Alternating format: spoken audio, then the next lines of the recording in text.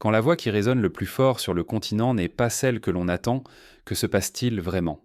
Cette question en apparence simple cache des enjeux profonds, car dans l'histoire africaine, les moments de rupture n'arrivent jamais par hasard. Ils sont le fruit d'accumulations invisibles, de frustrations tues, de rêves piétinés et de colères longtemps contenues. Nous sommes les 22 et 23 novembre 2025. À Rio de Janeiro, le sommet du groupe des 20 rassemble les chefs d'État des plus grandes puissances mondiales. Le décor, grandiose, respire la solennité, les drapeaux flottent, les caméras balaient les visages tendus, les traducteurs se tiennent prêts.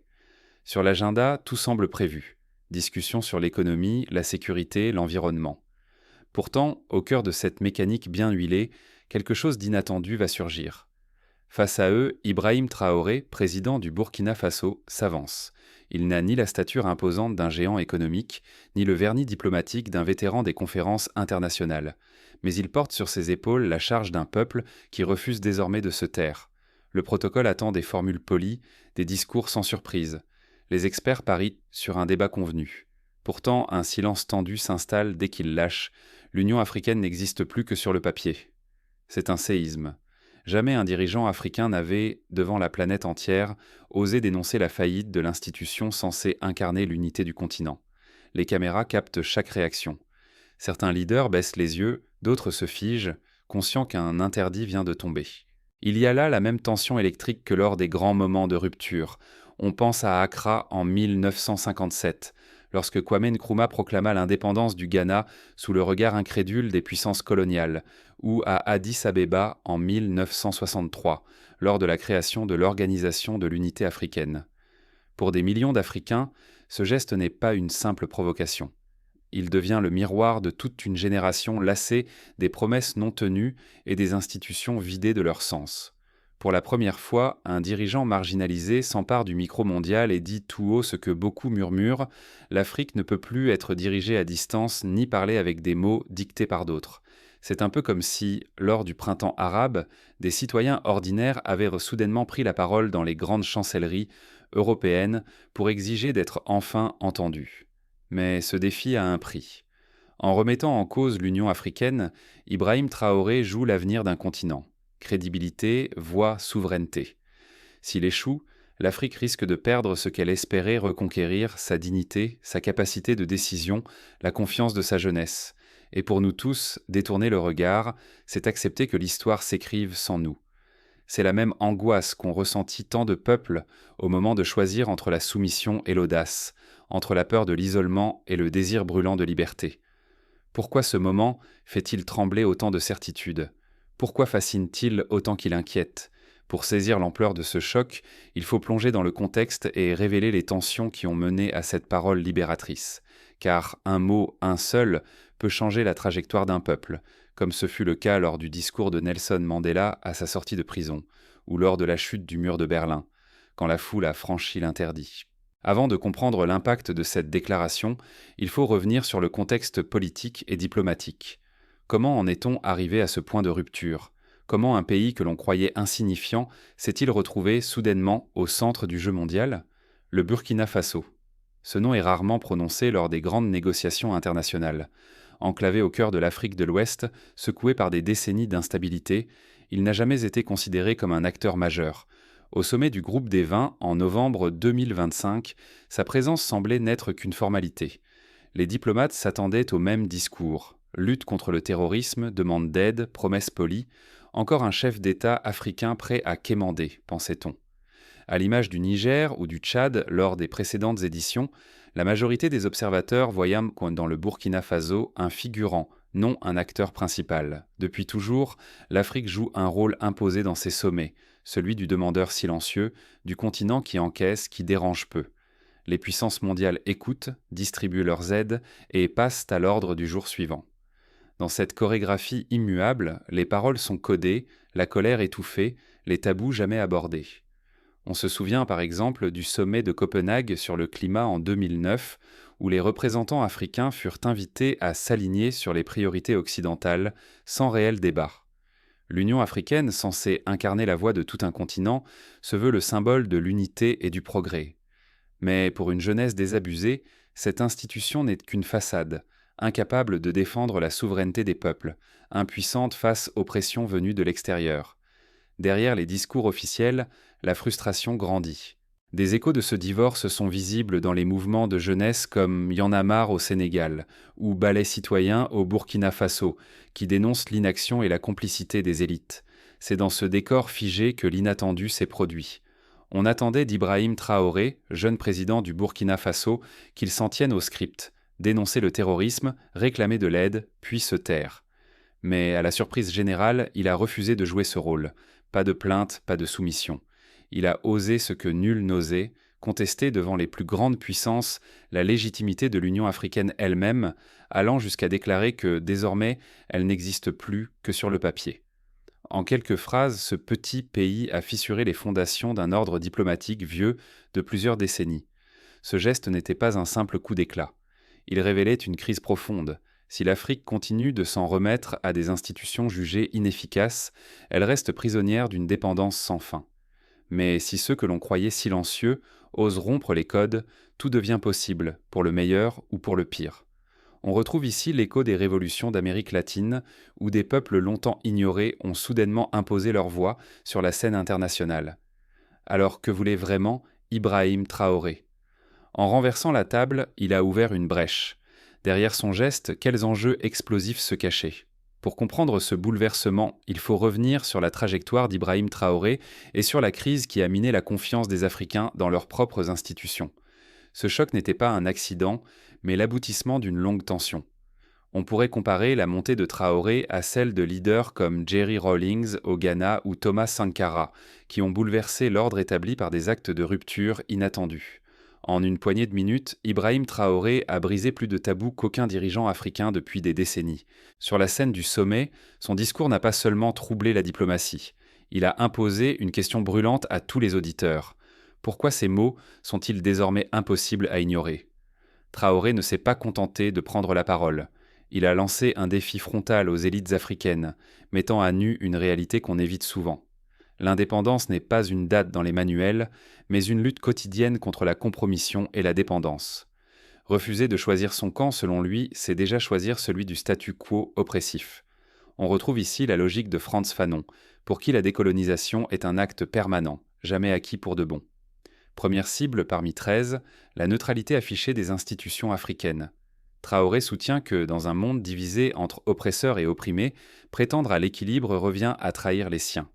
Il accuse ouvertement une partie des élites de pactiser avec des puissances étrangères, sacrifiant les intérêts populaires sur l'autel de la stabilité. Cette dénonciation n'est pas nouvelle. Déjà, lors du sommet de l'Organisation de l'Unité africaine en 1974, des voix s'élevaient touchant contre les compromis stériles face aux puissances occidentales. Son attaque suivante est fulgurante. La légitimité politique ne vient pas des institutions, mais du peuple. À ses yeux, l'Union africaine n'est plus qu'une enveloppe inutile, coupée des réalités de ses peuples. L'unité, martèle-t-il, ne se construit pas dans les conférences feutrées, mais dans la rue, portée par la jeunesse et la mémoire des héros oubliés.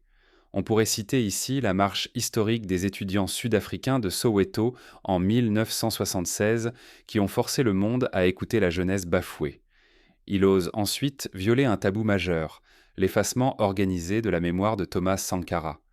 Traoré accuse certains dirigeants d'avoir détruit ou caché des archives essentielles, entretenant ainsi l'oubli. Le silence complice de l'Union africaine sur ce crime mémoriel, selon lui, révèle la peur panique du changement. Ce phénomène d'effacement de la mémoire n'est pas propre à l'Afrique.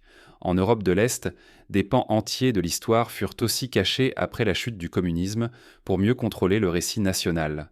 Puis, il s'attaque au modèle démocratique importé. La démocratie, martèle-t-il devant les puissants, n'est pas née à Washington ni à Paris, mais sur le sol africain, des siècles avant la colonisation. L'Afrique doit réinventer sa propre voie démocratique, loin des modèles imposés et du mimétisme stérile. Historiquement, de nombreux royaumes africains, tels que le royaume du Congo ou les cités-États Yoruba, pratiquèrent déjà des formes de gouvernance participative bien avant l'arrivée des colonisateurs. Pour briser l'aliénation, Traoré insiste. Il faut enseigner la véritable histoire africaine à la jeunesse. Il dénonce les programmes scolaires soutenus par l'étranger, qui perpétuent ignorance et dépendance culturelle. L'école, affirme-t-il, doit devenir un rempart contre l'oubli, pas une machine à fabriquer l'amnésie. Cette idée rejoint le combat d'intellectuels comme Cheikh Anta Diop, qui plaidait pour une réécriture des manuels scolaires et une valorisation des langues africaines. Traoré illustre la souveraineté réelle par un exemple concret, la renaissance d'une usine de coton au Burkina Faso, longtemps sabotée. Cette victoire industrielle, selon lui, prouve que le progrès est possible sans tutelle extérieure, pour peu que la volonté politique soit réelle et partagée.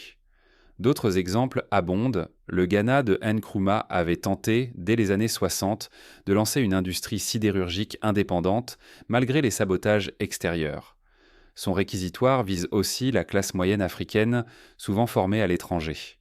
Trop souvent, elle sert de relais à un modèle d'autocensure et de domination, trahissant l'espoir de rupture. Pour Traoré, la colonisation mentale se transmet désormais par ceux qui auraient d'ores dû porter l'alternative. On retrouve ici le paradoxe d'une élite éduquée dans les meilleures universités occidentales, mais souvent déconnectée des réalités locales, comme l'illustre la crise des élites au Nigeria ou en Côte d'Ivoire. Un autre symptôme de la crise, la migration massive de la jeunesse vers l'Europe. Pour lui, ce n'est pas seulement une question de pauvreté, mais le signe d'une colonisation des esprits et d'un désespoir profond quant à l'avenir du continent. De jeunes diplômés, médecins, ingénieurs, fuient, convaincus que leur avenir se joue ailleurs. On se souvient que lors de la crise migratoire de 2015, plus de 100 000 jeunes Africains ont risqué leur vie pour franchir la Méditerranée. Sur les conflits armés, son accusation est sans équivoque. De nombreuses guerres africaines sont orchestrées ou entretenues par des intérêts extérieurs sous les yeux indifférents de l'Union africaine. Le silence des institutions régionales devient ainsi un acte de complicité. On pense à la crise du Congo, où la multiplicité des acteurs extérieurs a aggravé un conflit déjà complexe, ou à la guerre civile en Libye, attisée par des interventions étrangères et des calculs géopolitiques. Face à ce constat alarmant, Traoré dévoile un projet inédit, la création d'un institut des peuples noirs. Ce lieu réunira intellectuels, artistes, historiens et jeunes pour reconstruire une unité culturelle et politique affranchie des héritages toxiques. Un tel projet évoque les tentatives passées, comme le Festival mondial des arts nègres à Dakar en 1966, qui visait déjà à célébrer l'identité noire et à restaurer la mémoire collective. Son appel à l'unité populaire traverse tout le discours. Il exhorte à dépasser les frontières héritées de la colonisation et à bâtir une solidarité authentique. L'Afrique, dit-il, ne doit plus attendre son salut de l'extérieur ou d'institutions défaillantes, mais de l'audace collective de ses peuples.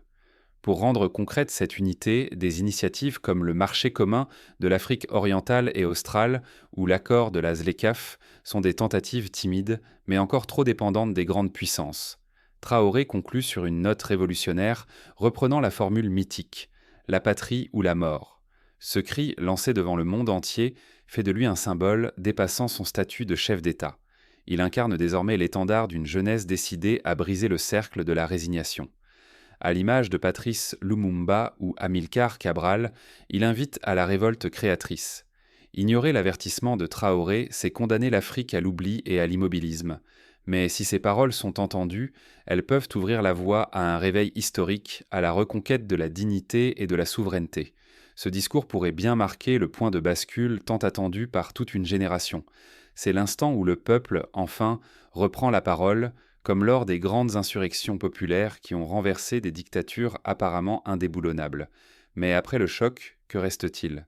Désormais, les projecteurs se braquent sur la réaction de l'Union africaine et des puissances mondiales, tandis que la jeunesse retient son souffle. Ce moment de flottement rappelle les heures de tension qui ont suivi les discours historiques de Sankara, Mandela ou Nkrumah. L'incertitude, l'espoir, la peur d'un retour de bâton. Quand l'onde de choc se dissipe, une fièvre de débat secoue à la fois les palais officiels et les rues africaines. Dans chaque capitale, des réunions d'urgence s'improvisent au cœur de la nuit. Ministres, stratèges et conseillers, inquiets, craignent l'effet domino. Et si la population, galvanisée par ce discours, réclamait partout un changement radical ? On se souvient du printemps arabe, où un geste isolé à Sidi Bouzid a mis le feu à toute une région. Au siège de l'Union africaine à Addis-Abeba, c'est la stupeur. L'institution, censée protéger ses membres, se découvre brusquement fragile. Son autorité chancelle, sur les réseaux sociaux, des millions de jeunes Africains questionnent sa légitimité. On assiste à une explosion de hashtags, de vidéos, de débats en direct, comme lors du mouvement Ans and SARS au Nigeria. Les chefs d'État se retrouvent désarmés. Certains minimisent, affirmant que le Burkina Faso n'est qu'un cas isolé. D'autres, plus nerveux, se demandent combien de temps leur propre peuple attendra pour exiger une véritable souveraineté.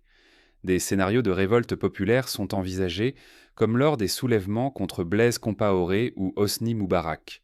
Dans les think tanks américains et européens, chaque phrase d'Ibrahim Traoré est analysée. Un basculement des alliances est redouté.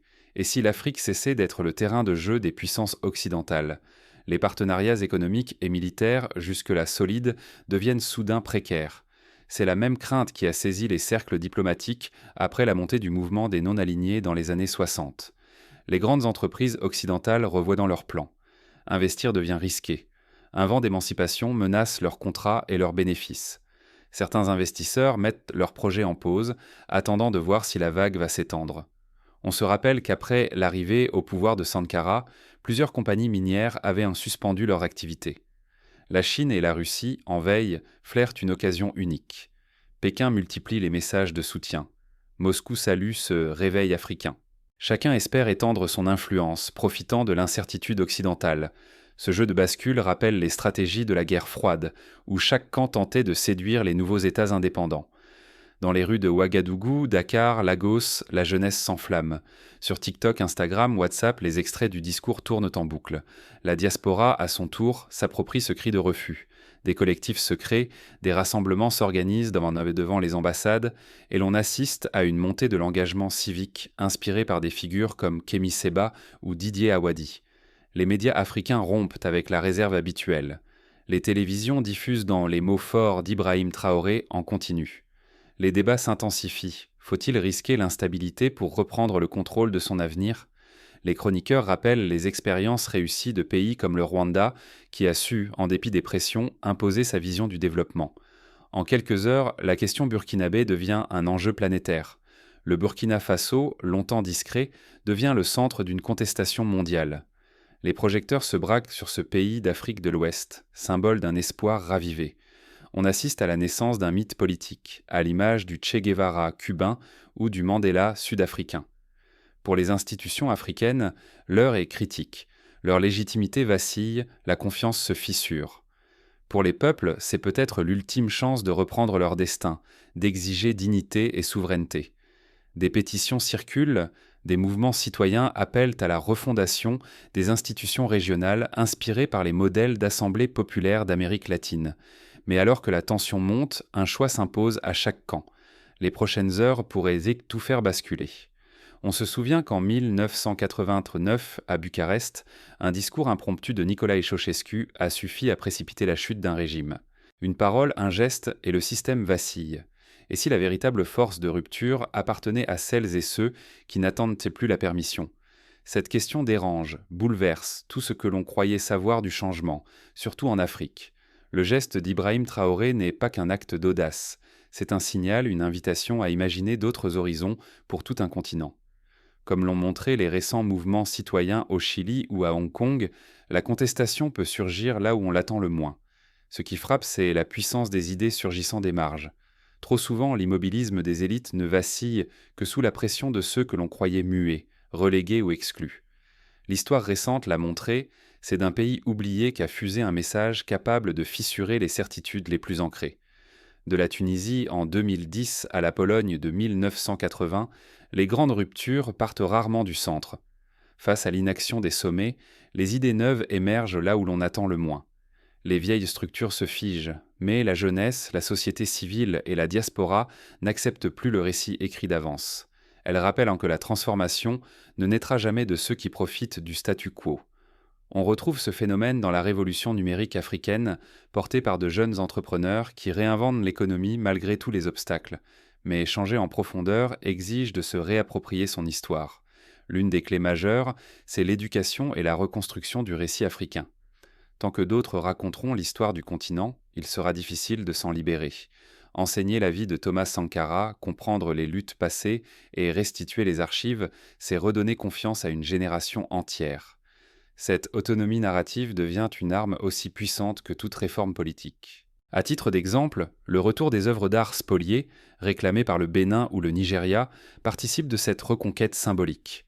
Il faut regarder en face les limites du modèle de développement imposé. Tant que l'Afrique dépendra de l'aide et des injonctions des institutions extérieures, la souveraineté restera une illusion. Les promesses de soutien extérieur vacillent dès qu'il s'agit de bâtir des économies résilientes, tournées vers l'intérieur, fondées sur la production et la consommation locale. Le Rwanda a montré, en limitant l'importation de vêtements de seconde main, qu'il était possible de stimuler une industrie textile locale, malgré l'opposition de grands partenaires commerciaux.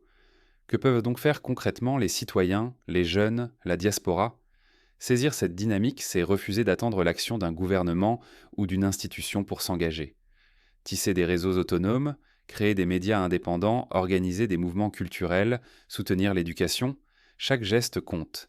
La société civile l'a déjà prouvé. Elle peut bouleverser l'ordre établi. Aujourd'hui, cet élan doit devenir la règle, non l'exception. On pourrait citer l'exemple du mouvement Africa Innove qui a permis, en Côte d'Ivoire, la création de centaines de start-up technologiques.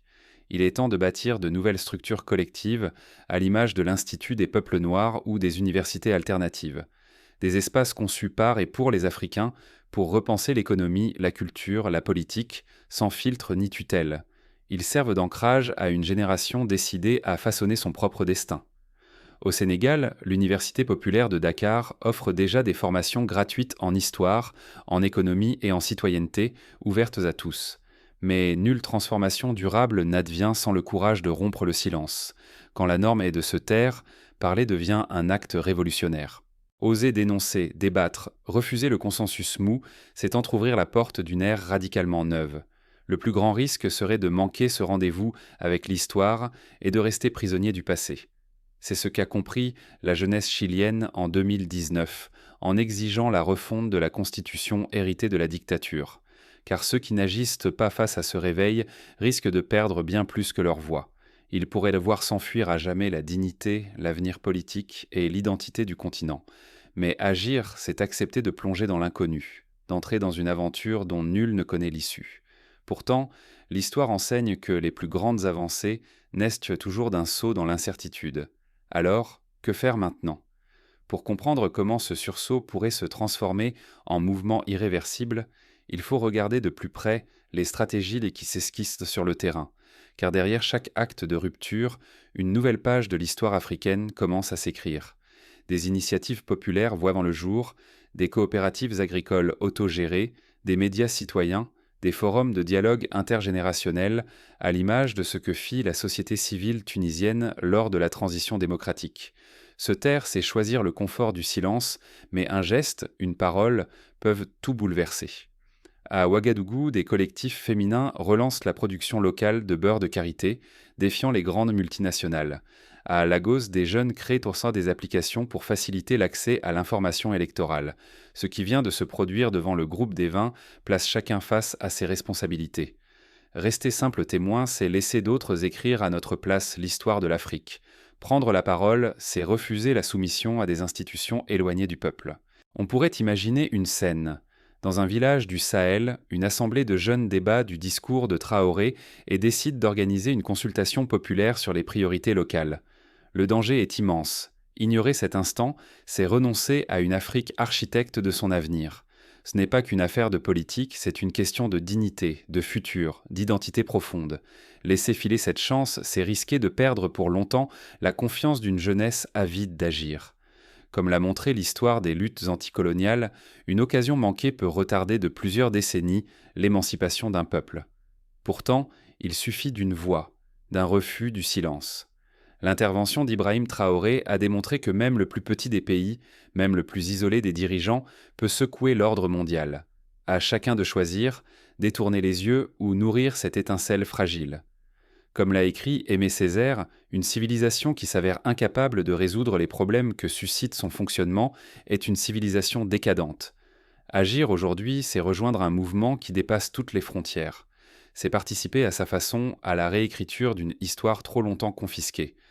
Même la voix la plus discrète pèse dans la balance. Un instituteur dans un village du Niger, une infirmière à Bamako, un étudiant à Abidjan, tous peuvent, par leur choix quotidien, consolider ce réveil. L'Afrique n'attend plus de sauveurs. Elle réclame ses bâtisseurs. L'heure n'est plus aux grands discours, mais aux gestes répétés, aux solidarités concrètes, aux idées partagées et incarnées. Ce moment n'appartient pas aux géants, mais à ceux qui, comme Ibrahim Traoré, osent briser la chaîne du silence. C'est à l'image de ces femmes du marché de Koumassi, qui s'unissent pour défendre leur accès à la terre et à la formation. Si l'histoire retient ce sommet comme un tournant, ce ne sera pas pour la beauté d'un discours, mais pour la capacité de chacun à transformer l'indignation en engagement. Refuser le statu quo, c'est déjà ouvrir une brèche vers un possible inédit. Ce possible, il appartient à tous ceux qui, aujourd'hui, refusent de céder à la peur. La vraie question n'est plus de savoir si l'Afrique peut se relever seule. Elle est ailleurs. Qui aura le courage d'entrer dans la danse et d'assumer une part de ce rêve collectif? Celui qui ose, qui crée, qui résiste, devient l'acteur d'une histoire qui reste à écrire. La suite dépendra de notre capacité à transformer la parole en action, le rêve en réalité, l'espoir en victoire. Le rendez-vous est pris. À nous maintenant de ne pas le manquer.